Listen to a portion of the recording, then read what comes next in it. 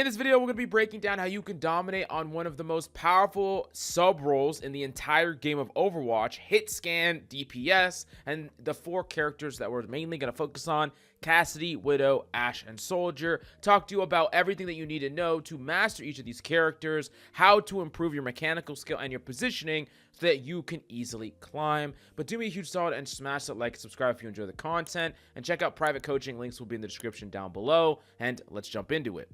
Now, I'm using a specific term here, HITSCAN. Now, what that means in gaming is that when you shoot your weapon, there is no travel time. It registers whether or not the crosshair is on the target, and if it is, it's a hit at the time of pressing your fire button, and if it's not, it's a miss. Now, the contrast to this would be projectile fire. These are all weapons that have a travel time. So examples of this would be characters like Hanzo, Pharah, Junkrat. If you want a video guide on those projectile heroes, let me know down below. Now, this isn't the only thing that we're talking about when we say HITSCAN, though, because some characters don't necessarily apply. Like, Sojourn is technically a projectile with her primary fire, and HITSCAN with the railgun fire, but most people just put her in the HITSCAN camp. And then other characters like Tracer and Reaper technically have HITSCAN fire, but they play very differently than the other predominantly aim-centric long-distance HITSCANs, so we don't really put them in the same category either. Now, with the primary HITSCANs we're talking about, there is a distinction that you have to understand, and it's the precise fire versus the tracking fire. Cassidy, Widow, and Ashe would be more precise fire, and Soldier would be tracking fire. And I'm going to pass the question off to you. What is the main difference between Soldier and the other HITSCANs? Now, all it has to do is the volume of bullets coming out. Remember, you press the fire one time, and, a bullet comes out in Cassidy in one amount increment. Same thing with Widow, same thing with Ashe, but for Soldier, it's fully automatic. You are spraying, which means that you will have condensed bursts, large amounts of bullets flying out, and you have to follow the target midair. Now, you can aim with a tracking-based aim with Cass, Widow, and Ashe, primarily following the target, as opposed to a flicking style of aim, which is something where you make micro flicks to flick to the target when you're about to fire or at the moment of firing at them. However, it's still important to understand the distinction between these characters, because the tracking that you would learn on Soldier and the type of tracking fire you would learn on Soldier is somewhat similar to the same tracking that you would learn on other quote-unquote tracking-based heroes like Tracer, or even tank heroes like D.Va and Zarya. Now, if you're a little bit confused about how you should aim and things like that, don't worry. We're going to talk about mechanics at the end, so all your questions will be answered. Now, HITSCAN DPS have been meta for a very long time throughout almost all of Overwatch 1 and now in Overwatch 2. Just some of the best things that you could be doing from the DPS role. And what exactly is the strength of a HITSCAN? Well, with no travel time, that means that there is 0 time for the opponent to react to you looking at them and pressing that fire. It's only limited by your own mechanical skill, or the opponents can definitely peek you for smaller amounts of time. They always have to eventually peek you, and that means that they could always be at risk of getting headshot or killed. HITSCAN DPS also have the means to instantly kill things that peek you for very small amounts of time, like fast-moving DPS, supports that will fly through the air like Lucio, or a Pharah Mercy that seems pretty much impossible to kill on a projectile hero unless your name is Arge. Now, that being said, in order to be effective on each of these characters, you need to master positioning, because it's all about where you are going to stay that keeps you alive, puts you in the most effective place to do damage and get picks, and it's different for each of these characters. The first thing that we need to consider is effective range. Every single HITSCAN has a different effective range. Someone like Cass is more close to mid-range, leading into Ashe, who has a mid to longer range, and then Widow mainly wants to play from the furthest effective range. And the idea here is that if you can maintain your character's effective range, that's where they're going to be most, effective, and it's going to make them most survivable, because they can play away or outside of the range of a lot of other characters, notably tanks, that have a much closer effective range. Now, Soldier is kind of in the middle, where he could play at a closer range or a further range, but definitely not the max range, and he is more about putting himself in a range that the opponent is uncomfortable with, as opposed to just playing in his perfect range all the time. Of course, we have a Soldier guide that breaks down more about his specific high ground guerrilla warfare hit and run strategy that you can check out down below if you're interested.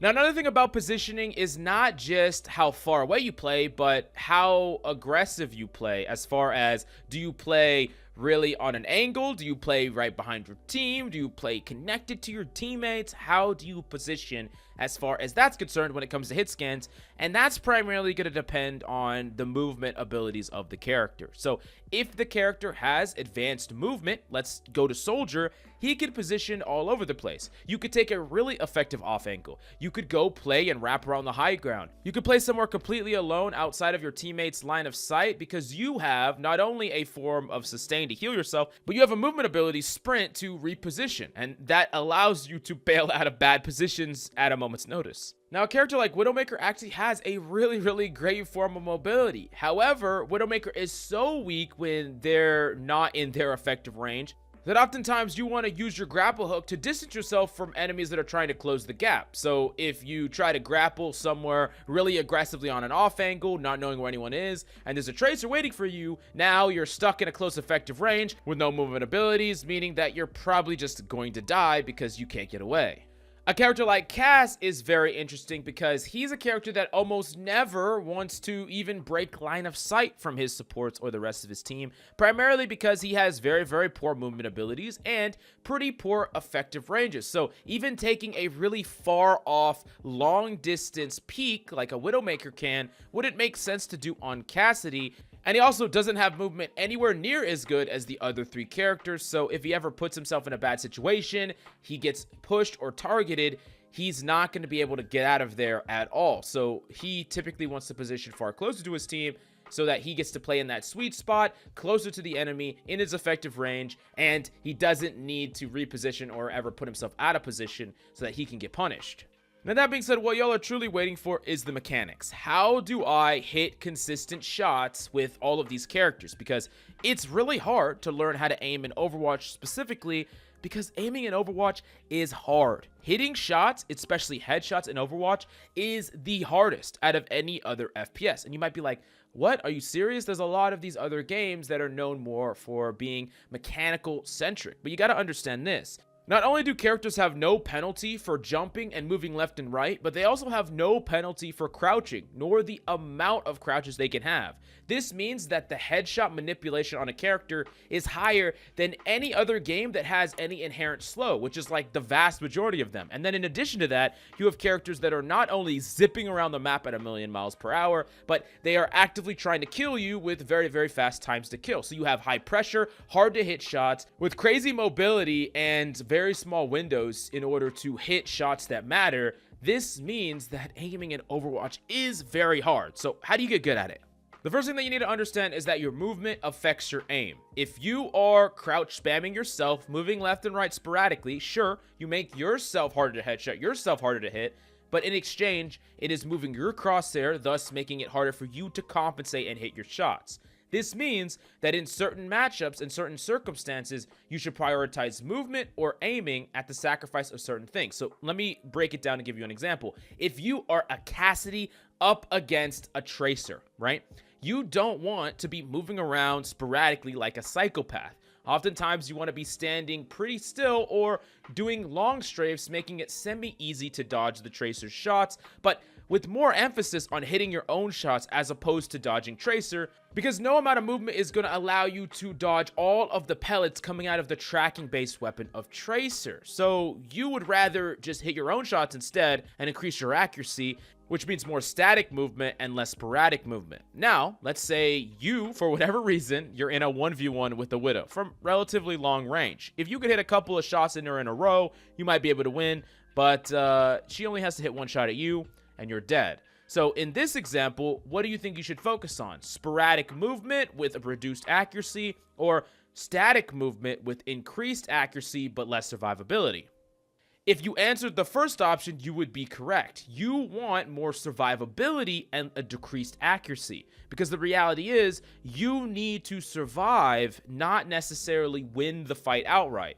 Basically, the longer that fight goes on, the better your chances become. And in addition to that, you want to have more opportunity to potentially kill this person, close in the gap, or even leave positionally, as opposed to making yourself wicked accurate. Sure, you might be more likely to hit a dink, but they are as well. And who wins if both of y'all hit a dink? The Widowmaker every single time. So it's important that you understand that. Now, let's move this over to a Widowmaker. When should Widowmaker be moving sporadically? Almost never. The only time that the Widowmaker should be utilizing movement in order to dodge something is primarily in the Widowmaker 1v1, or when she's not actively trying to take a shot at all, and those are completely separate things that I would have to say for a Widowmaker guide. Now, once you understand the correlation between movement and mechanics, you also need to get to grinding your mechanics. And there's several things that I would highly suggest. I would highly suggest making sure that you have a high quality controller. If that's what you're playing on, your settings are locked in. If you're on mouse and keyboard, I really want a high quality mouse pad. And I would definitely suggest getting a mouse that has the least amount of extraneous buttons on it, because the more buttons you press while you're trying to aim is only going to heed your potential aiming. So get like an FPS mouse that has low amount of buttons, typically lightweight, but it's going to be a lot of personal preference further than that. Now, outside of game programs like AimLabs and Kovacs can be decent to warm up, but they are not going to improve your aim in game because the hitboxes are not copied, the weapons that you're firing are not copied, and the pressure that you're under will not be copied. So what I always suggest you practice is practice and warm up inside the game. You could even just shoot training bots if you are just trying to warm up. Then go into a mode where you get to shoot against actual character model, something like Vaxta, maybe Damage, or just go into an aim arena. And then outside of that, do things like Triad Free For All to practice your 1v1 mechanics, and you're going to get a lot of practice up against hitting different characters that are going to come after you, like Tracers and Genjis and things like that, hitting high skill shots in small windows of time, otherwise you'll die. That type of pressure is pretty hard to replicate, and I think it does a great job. Outside of that, I need you to constantly be focusing on hitting headshots within the game. Don't allow your aim to become lazy.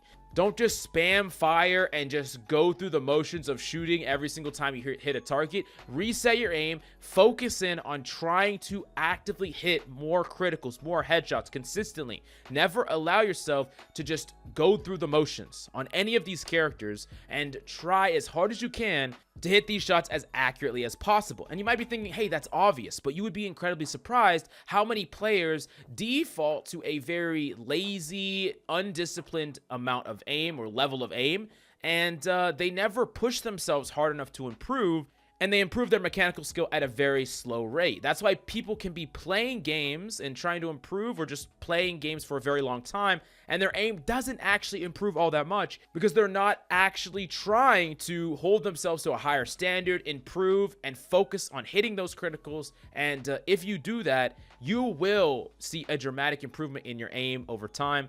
I can 100% guarantee it. But definitely let me know if you have any questions on how to dominate with HITSCAN, how to improve, and what characters you should main. Let me know down below. Smash that like, subscribe if you enjoy the content, and let me know what video you want to see next. Thank you, and I'll see you next time.